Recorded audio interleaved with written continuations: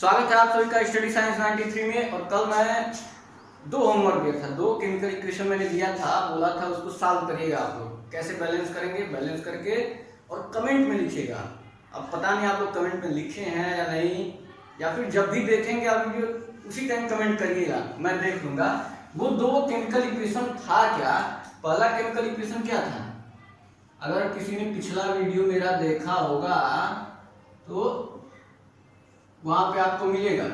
मैंने लास्ट में दो केमिकल इक्वेशन दिया था। पहला केमिकल इक्वेशन था ये HCl बना था, इसको बैलेंस करना था। और दूसरा जो है केमिकल इक्वेशन वो था आपका BaCl2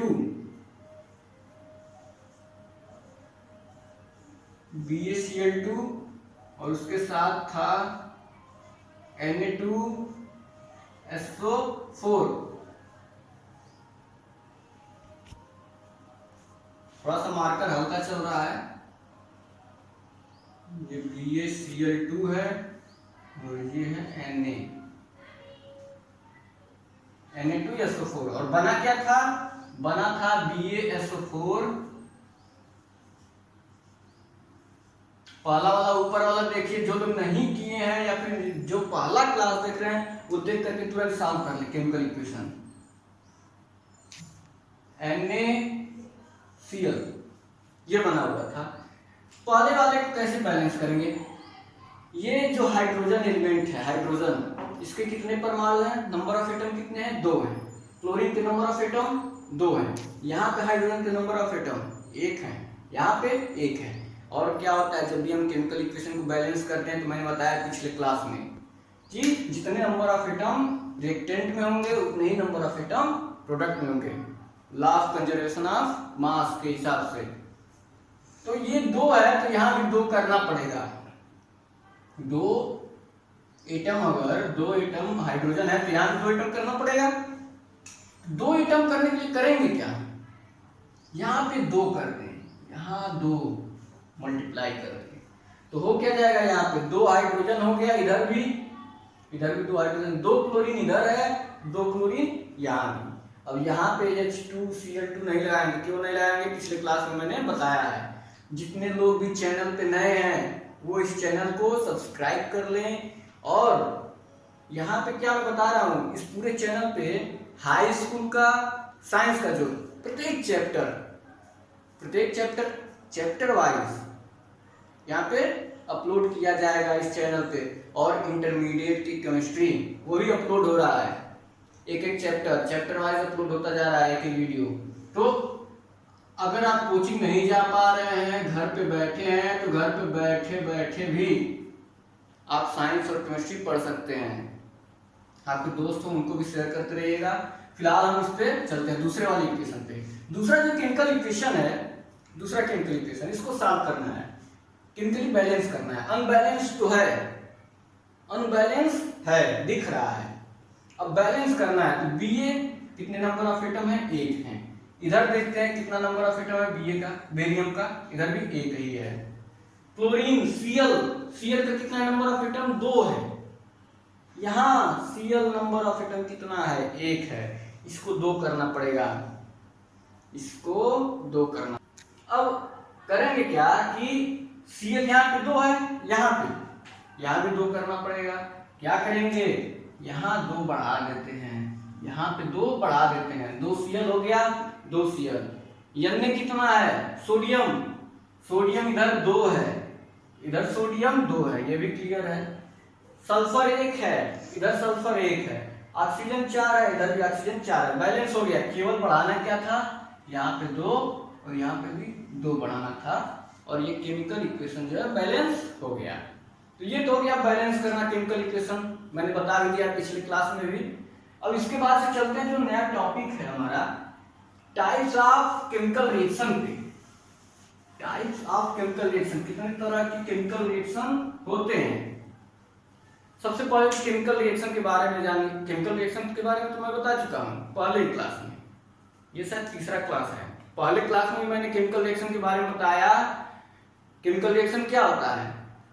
केमिकल रिएक्शन होने का मतलब क्या है? ऐसा नहीं है कि रिएक्टेंट कुछ लिए, प्रोडक्ट कुछ बना, तो इसका मतलब ये नहीं है कि केमिकल रिएक्शन हुआ और एटम जो है या एलिमेंट है चेंज हो गया, एलिमेंट जो है चेंज हो गया। जैसे मैं एसिड बेस वाला एग्जांपल ले लेता हूँ, एसिड बेस वाला NaOH ले लिए और HCl ले लिया,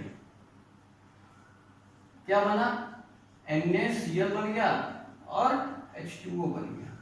अब ये बना हुआ है इक्वेशन, अगर हम कह रहे हैं कि ये रासायनिक अभिक्रिया हो रही है, केमिकल रिएक्शन हो रहा है, तो इसमें हो क्या रहा है एक्चुअली में, क्या ऐसा हो रहा है कि एक जो है एटम वो चेंज हो जा रहा है दूसरे एटम में, जो ये है HCl, यहाँ से हाइड्रोजन गायब हो जा रहा है या नहीं आ जा रहा है, चेंज हो जा रहा है हाइड्रोजन, नहीं, हाइड्रोजन चेंज नहीं हो रहा है। ऐसा भी नहीं है कि बाहर से कोई एटम आ रहा है, कुछ भी बाहर से आता नहीं है, कोई एटम चेंज नहीं होता है। वो सारी चीजें जो केमिकल रिएक्शन में है, जो भी हम रिएक्टेंट में लेते हैं, वो सारी चीजें प्रोडक्ट में होती हैं।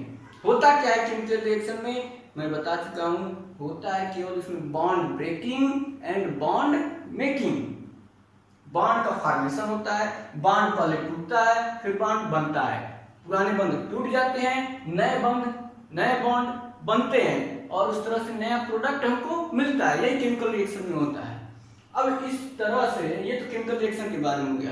अब types of chemical reaction, types of chemical reaction में देखते हैं कितने तरह के केमिकल रिएक्शन होते हैं। टाइप्स ऑफ केमिकल रिएक्शन, सबसे पहला टाइप एनसीईआरटी के पैटर्न में भी दिया हुआ है। सबसे पहला टाइप उसी को देख लेते हैं, क्या दिया हुआ है, हिंदी में दिया हुआ है संयोजन अभिक्रिया, कॉम्बिनेशन रिएक्शन जिसे बोलते हैं। पहला टाइप दिया हुआ है कॉम्बिनेशन रिएक्शन, संयोजन अभिक्रिया बोलते हैं जिसे। कॉम्बिनेशन रिएक्शन क्या होता है, कॉम्बिनेशन रिएक्शन, कॉम्बिनेशन का मतलब क्या होता है, जो कॉम्बिनेशन का मतलब जानते हैं वो जान जाएंगे कॉम्बिनेशन रिएक्शन क्या होता है। कॉम्बिनेशन का मतलब क्या होता है, कॉम्बिनेशन, सोचिए थोड़ा, कॉम्बिनेशन मतलब हमारा और कोई एक है, हमारा और जो सामने के एडिटर है उनका कॉम्बिनेशन, मतलब मिल करके कुछ कर रहे हैं कोई काम, तो वो होता है कॉम्बिनेशन। जैसे ओपनिंग कॉम्बिनेशन सही होना चाहिए, क्रिकेट में बोलते हैं ना लोग, ओपनिंग कॉम्बिनेशन अगर सही है तो पार्टनरशिप अच्छा चलेगा, रन अच्छा चलेगा, स्कोर चलता रहेगा। ओपनिंग कॉम्बिनेशन का मतलब क्या है कि दो लोग मिल करके कोई काम कर रहे हैं, रन बना रहे हैं, कॉम्बिनेशन। यहाँ भी वही है, कॉम्बिनेशन का मतलब यह है कि एक या एक नहीं, दो या दो से अधिक मिक्सचर ले ले, एटम ले ले, एलिमेंट ले ले या कंपाउंड ले ले, दो या दो से अधिक कंपाउंड या मिक्सचर मिल करके कोई नया सिंगल प्रोडक्ट बना रहे हैं, कोई नया सिंगल प्रोडक्ट, कोई एक प्रोडक्ट बना रहे हैं, उसको बोला जाता है कॉम्बिनेशन रिएक्शन। समझ तो गए आप लोग। रिएक्शन सोचिए, कौन सा रिएक्शन ऐसा एग्जांपल दिया जाए जो कॉम्बिनेशन रिएक्शन पे फिट हो, दिमाग से सोचिए। मैंने इतना रिएक्शन बताया है, उसी में से आ जाएगा। कोई ऐसा रिएक्शन बताइए जिसमें दो या दो से अधिक रिएक्टेंट हो और रिएक्शन होने के बाद केवल सिंगल प्रोडक्ट हो, सिंगल प्रोडक्ट बन रहा हो। कोई ऐसा रिएक्शन है? क्विक लाइम पानी के साथ अभिक्रिया करके स्लग लाइम बना रहा था, याद है कि नहीं? क्विक लाइम मतलब जो बुझा हुआ चूना नहीं है, अनबुझा चूना, क्विक लाइम। ये क्या करता है, क्विक लाइम में पानी डालते हैं, रिएक्शन तो सबको पता है, ये तो रट जाना चाहिए, इतनी बार मैंने इस रिएक्शन को बताया है। क्विक लाइम है, पानी डाले और बन गया slag lime, CaOH twice, slag lime बन गया। इसमें क्या हो रहा है, दो रिएक्टेंट हैं, प्रोडक्ट एक बन रहा है, तो ये क्या है, कॉम्बिनेशन रिएक्शन है। और कोई एग्जांपल आ रहा है दिमाग में? मेरे दिमाग में तो बहुत से एग्जांपल आ रहा है। ये सबसे पहला एग्जांपल मैंने लिया था एनसीईआरटी का पहला एग्जांपल, मैग्नीशियम रिबन वाला एग्जांपल वही है, मैग्नीशियम और ये O2 बताना पड़ेगा। ऑक्सीजन को स्टीम में जला रहे थे और बन क्या रहा था, MgO का व्हाइट एस बन रहा था। ये बैलेंस कर दे, बैलेंस हो गया। ये भी क्या है, कॉम्बिनेशन रिएक्शन का एग्जांपल है। दिख रहा है, दो है, सिंगल प्रोडक्ट बना रहा है, कॉम्बिनेशन रिएक्शन। और मुझे और ये याद आ रहा है, PbNO3 twice lead nitrate. Lead nitrate का भी एग्जांपल मैंने बताया है, वो भी एग्जांपल क्या है, कॉम्बिनेशन रिएक्शन का एग्जांपल है। क्लियर है, कॉम्बिनेशन रिएक्शन का ये सब एग्जांपल है। एक और टर्म आया है कॉम्बिनेशन रिएक्शन के अंदर, एक्सोथर्मिक रिएक्शन। एक्सोथर्मिक रिएक्शन का मतलब क्या होता है आप लोग जान लीजिए। जैसे ये रिएक्शन हो रहा है, ये रिएक्शन एक्सोथर्मिक है। अधिकतर कॉम्बिनेशन रिएक्शन जो होते हैं एक्सोथर्मिक ही होते हैं, ज्यादातर जो है ये कॉम्बिनेशन रिएक्शन एक्सोथर्मिक होते हैं। जैसे मैंने यही एग्जांपल अगर मैं ले लूं, एक्सोथर्मिक जिसको हिंदी में बोलते हैं, पहले तो आप नाम अगर आपको याद है तो कोई ऐसा चीज नहीं है जो आप न जानते हो, आपको बस नाम याद रखना है दिमाग में और उससे रिलेट करिए कंसेप्ट को। आखिर किसी भी चीज का नाम उसकी प्रॉपर्टी के हिसाब से रखा जाता है। उसके जैसे नाम रखा गया है, कोई किसी त्योहार के दिन पैदा हो जाता है, उसका भी नाम उस त्योहार से रिलेटेड हो रखते हैं। या फिर कुछ, अब तो ये नया ट्रेंड आया है कि बच्चों का जो नाम है वो माँ बाप के नाम को मिक्स करके बच्चों का नाम रखा जाता है। कुछ माँ का एक अक्षर, पिता का एक अक्षर मिक्स करते हैं लोग और कोई नया नाम ढूंढते हैं, नया नाम रख देते हैं बच्चे का। बस वही चीज है, नाम अगर आपको याद है तो वो प्रॉपर्टी आपको पता चल जाएगी। एक्सोथर्मिक अगर आपको याद है, एक्सोथर्मिक अगर नाम दिमाग में चला है, एक्सोथर्मिक क्या होता है एक्चुअली में। एक्सोथर्मिक रिएक्शन इसको बोलते हैं, क्या बोलते हैं हिंदी में, क्या बोलते हैं इसको, उष्माक्षेपी। ये भी लिख देता हूं मैं, उष्माक्षेपी बोलते हैं। इसी में आया हुआ उष्माक्षेपी रिएक्शन क्या होता है, कोई पूछ दे क्या करेंगे आप लोग, क्या होता है उष्माक्षेपी रिएक्शन अभिक्रिया। उष्माक्षेपी का मतलब क्या है, उष्मा को फेंक दे, उष्मा फेंक दे, जो उष्मा निकाले उसको बोलते हैं उष्माक्षेपी। एक्सोथर्मिक, एक्सो मतलब अंदर से निकाल दे, जो हीट को इवॉल्व करे बाहर की ओर, एक्सर्ट कर दे, बाहर निकाल दे। किसी रिएक्शन से अगर हीट निकल रहा है, अब सुनिए डिफिनेशन, यदि किसी केमिकल रिएक्शन से हीट बाहर निकल रही है तो ऐसे रिएक्शन को बोलते हैं एक्सोथर्मिक रिएक्शन। अब बताइए आप लोग खुद, इतनी बार मैं बता चुका हूं, आप खुद सोचिए क्या ये एक्सोथर्मिक रिएक्शन है ना? क्यों है? क्योंकि जब चूना हम ले रहे थे उसमें पानी डाल रहे थे तो क्या होता था, बुलबुला निकल रहा था और उष्मा निकल रही थी। अगर हम किसी बीकर में यही रिएक्शन कराएं तो बीकर गर्म हो जा रहा था, बीकर क्या हो रहा था, गर्म हो जा रहा था और उष्मा बाहर निकल रही थी, हीट बाहर निकल रही थी। तो ये एक्सोथर्मिक है। लगभग ये सारे रिएक्शन एक्सोथर्मिक होते हैं। ये भी एक्सोथर्मिक है, जलाते हैं हीट बाहर निकलती है। और लेड नाइट्रेट भी, लेड नाइट्रेट जो है उसमें क्या है, वो भी जलाते हैं। लेड नाइट्रेट तो एग्जाम्पल इसका नहीं है, कॉम्बिनेशन रिएक्शन का नहीं है ना। लेड नाइट्रेट इसका एग्जाम्पल, लेड नाइट्रेट में क्या था, लेड नाइट्रेट लेते थे और वो दो से अधिक में टूट जाता था, कोई दो मिल करके एक नहीं बनाता था, तो वो एग्जाम्पल नहीं है, ये एग्जाम्पल है। और एग्जाम्पल कोई दिमाग में आ रहा है, पानी वाला, वाटर का रिएक्शन एक होता है 2H2 प्लस O2, 2H2O, ये एग्जाम्पल है कॉम्बिनेशन रिएक्शन का। ये भी एग्जाम्पल किसका है, कॉम्बिनेशन रिएक्शन का। बहुत से एग्जाम्पल है, इतना एग्जाम्पल है, C प्लस O2 CO2, ये भी एग्जाम्पल है कॉम्बिनेशन रिएक्शन का। तो आप लोग जान गए कॉम्बिनेशन रिएक्शन क्या होता है, एक्सोथर्मिक रिएक्शन क्या होता है। क्लियर है इतना? इसके बाद से आप लोग एक और चीज जानिए, और कुछ तो छूटा नहीं, मैं एक बार देख लेता हूं, कुछ छूटा तो नहीं है एक्सोथर्मिक के बारे में। संयोजन अभिक्रिया कुछ नहीं छूटा है। एक और एक्सोथर्मिक एग्जांपल है एक्सोथर्मिक का, या फिर कह सकते हैं संयोजन अभिक्रिया का ही एग्जांपल है, लेकिन एक्सोथर्मिक का एग्जांपल अच्छा खासा है। थोड़ा सा जानिए आप लोग, जानिए, बहुत बढ़िया एग्जांपल है। दैनिक जीवन में एक एग्जांपल मैं बता रहा हूं एक्सोथर्मिक का। दैनिक जीवन में सब लोग सांस लेते हैं, ये एग्जांपल एक्सोथर्मिक का है। रिएक्शन है ये रेस्पिरेशन का, रेस्पिरेशन रिएक्शन किसी को पता है कि नहीं पता है? श्वसन, श्वसन की अभिक्रिया क्या होती है। देखिए होता क्या है, श्वसन का मतलब क्या है, सांस लेते हैं, वही ना श्वसन है। सब लोग नॉर्मली यही जानते हैं कि श्वसन का मतलब सांस लेना, लेकिन एक्चुअल में उसका रिएक्शन क्या होता है श्वसन का, आप लोग दैनिक जीवन में खुद अब लिखने की जरूरत नहीं, आप खुद बताएंगे या फिर खुद लिख लेंगे, मैं बता रहा हूँ क्या होता है। इक्वेशन ऑफ रेस्पिरेशन होता क्या है कि जैसे हम कुछ खाएं, कुछ भी खा ले, प्रोटीन मिलेगा, कार्बोहाइड्रेट मिलेगा, वसा मिलेगा, और ये सारे हमारे शरीर में ग्लूकोज के रूप में इकट्ठा होंगे। जो भी चीज मैंने खाया वो ग्लूकोज के रूप में इकट्ठा हुआ शरीर में। होता क्या है कि जब ग्लूकोज के रूप में इकट्ठा होता है शरीर में, तो क्या ग्लूकोज से ही हमें एनर्जी मिलती है? नहीं, वो ग्लूकोज टूटता है तब एनर्जी मिलती है शरीर को। बॉडी को एनर्जी कब मिलती है? जब ग्लूकोज टूटता है। तो ग्लूकोज तो हम खाते हैं, उसमें ग्लूकोज आ जाता है हमारी बॉडी में, कुछ काम है, मेरे सेल में ग्लूकोज आ गया, ठीक।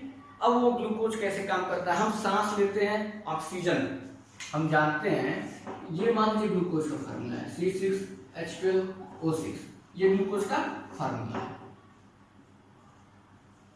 O6। होता क्या है कि जब हम सांस लेते हैं तो क्या लेते हैं? नाइट्रोजन लेते हैं, कार्बन डाइऑक्साइड लेते हैं? नहीं ना, ऑक्सीजन लेते हैं। ऑक्सीजन लेते हैं, हमारे शरीर में ग्लूकोज तो है ही पहले से, ऑक्सीजन लिए अंदर, हमको पता है ऑक्सीजन से अभिक्रिया का मतलब क्या हुआ कि ये इसका दहन हो रहा है, कंबस्चन हो रहा है, जलाया जा रहा है इसको। और किसी भी चीज को जलाया जाता है तो बनता क्या है, मैंने बताया है, किसी भी चीज को जलाएंगे, अगर कोई कार्बनिक पदार्थ है उसको जला रहे हैं तो दो चीजें तो निश्चित रूप से बनेंगी, एक कार्बन डाइऑक्साइड धुएं के रूप में निकलेगी और दूसरा जल, दो चीजें हमेशा बनती है। तो ये भी जब हम हमारे अंदर ग्लूकोज होता है, सांस लेते हैं, वो ग्लूकोज टूटता है, टूटने के बाद होता क्या है कि वो ग्लूकोज टूटने के बाद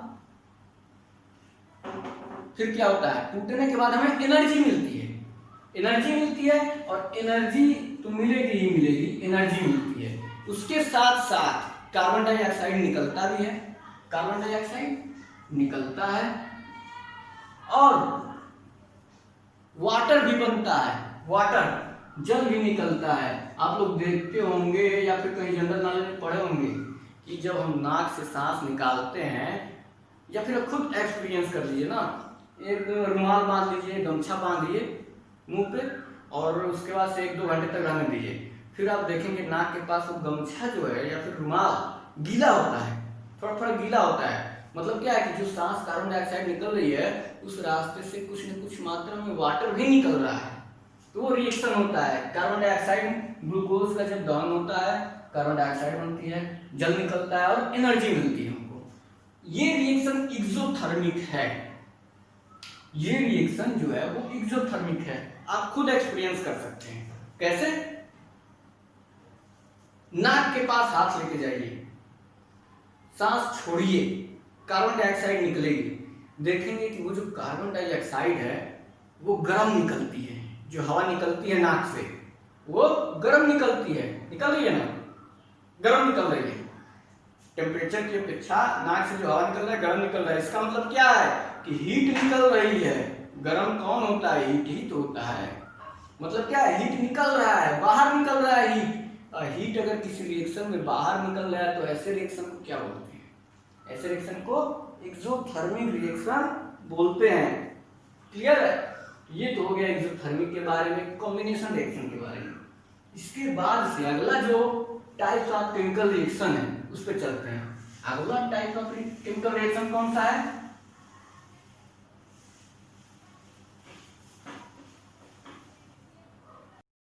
दूसरा जो टाइप ऑफ रिएक्शन है वो है डीकम्पोजिशन रिएक्शन। क्या है?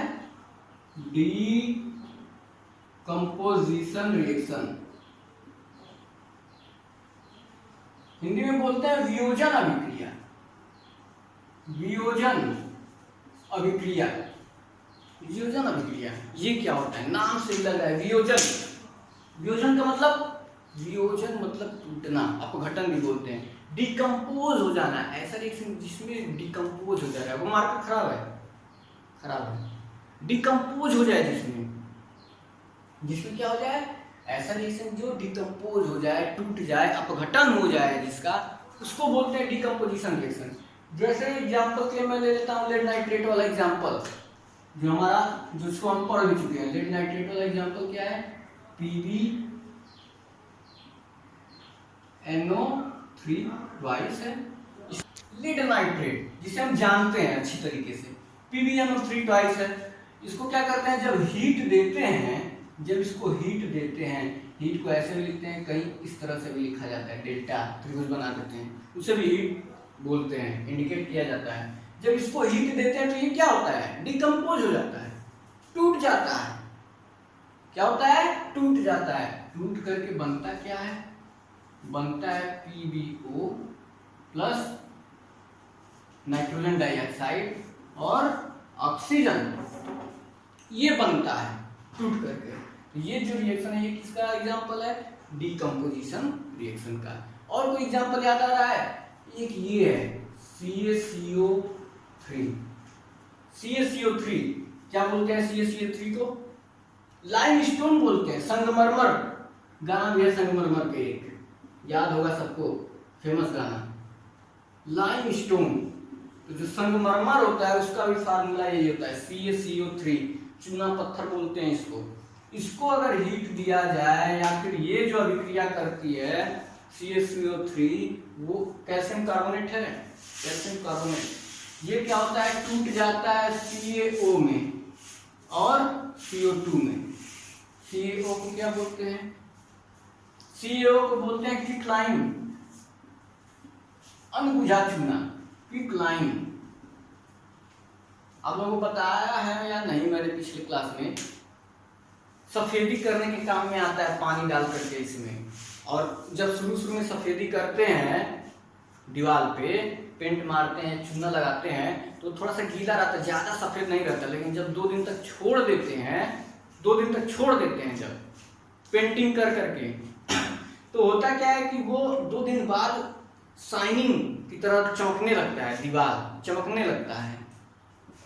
क्या चमकने लगता है? दीवार एकदम अच्छी तरीके से क्यों चमकने लगता है? होता क्या है कि जो CaO होता है इससे अभिक्रिया करके CaCO3 बना देता है, उल्टा भी अभिक्रिया होता है। और बनाने की वजह से जो दीवार होता है 2 दिन बाद जब उसकी पुताई होती है तो वो चमकने लगता है।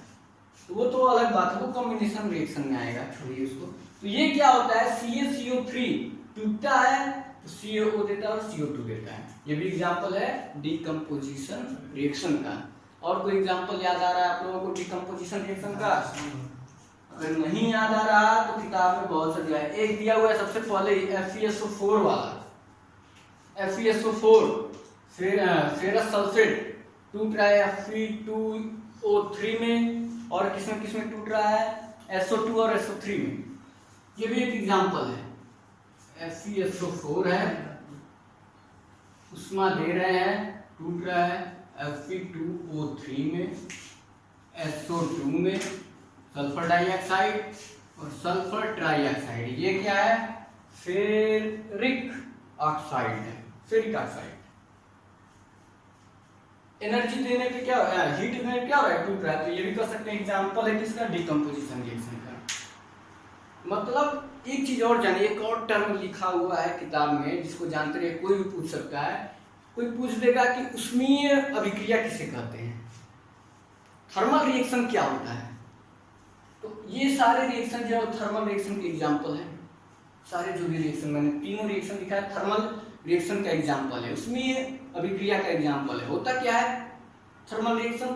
कोई भी अभिक्रिया अगर उष्मा देने की वजह से हो रहा है, किसी अभिक्रिया में उष्मा दे रहे हैं तब वो अभिक्रिया हो रहा है, तो उसको बोलेंगे उष्मीय अभिक्रिया। थर्मल रिएक्शन, थर्मो का मतलब होता है हीट, मतलब किसी भी अभिक्रिया में हीट दे रहे हैं तो जो रिएक्शन हो रहा है उसको क्या बोलते हैं? थर्मल रिएक्शन बोलते हैं। ये तो हो गया थर्मल रिएक्शन। कुछ और भी एग्जांपल है जो डीकम्पोजिशन रिएक्शन के हैं, जैसे AgCl ले लिया जाए, सिल्वर क्लोराइड। सिल्वर क्लोराइड को अगर सनलाइट में रख दिया जाए, सनलाइट में, तो होता क्या है?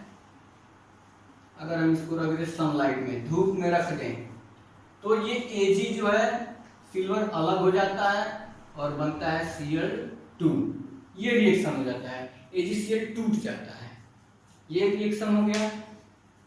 इस रिएक्शन को आप लोग देखे हैं या नहीं देखे हैं? नहीं देखे होंगे। एक और रिएक्शन है AgBr, अगर ले लें Cl की जगह ब्रोमीन ले लें तब भी यही रिएक्शन होगा, सिल्वर अलग हो जाएगा, ब्रोमीन अलग हो जाएगा सनलाइट की उपस्थिति में। ये तो हो गया दो रिएक्शन, ये सूर्य के प्रकाश की उपस्थिति में डीकम्पोजिशन, हीट की उपस्थिति में डीकम्पोजिशन, मतलब डीकम्पोजिशन हो रहा है। ये तो हो गया डीकम्पोजिशन रिएक्शन के बारे में। अब जो डीकम्पोजिशन रिएक्शन होते हैं वो भी अधिकतर इंडोथर्मिक होते हैं, वो इंडोथर्मिक होते हैं। अभी मैंने क्या बताया है, इसके पहले मैंने बताया कि जो कॉम्बिनेशन रिएक्शन है वो एक्सोथर्मिक होता है, अधिकतर मतलब 90% एक्सोथर्मिक ही होते हैं। वैसे ये जो होता है डीकम्पोजिशन रिएक्शन, ये होता है इंडोथर्मिक।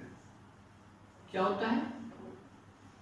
इंडोथर्मिक होता है, इंडोथर्मिक रिएक्शन। अब कोई पूछ दे इंडोथर्मिक रिएक्शन क्या होता है, अगर मैं इसका हिंदी बता दूं तो सब लोग बता देंगे इंडोथर्मिक क्या होता है, तुरंत बताएंगे। मैं हिंदी बता दूं तो इसको हिंदी में बोलते हैं उष्मा शोषी, उष्मा शोषी अभिक्रिया बोलते हैं। तो इसको साफ करते हैं, उष्मा शोषी अभिक्रिया बोलते हैं इसको।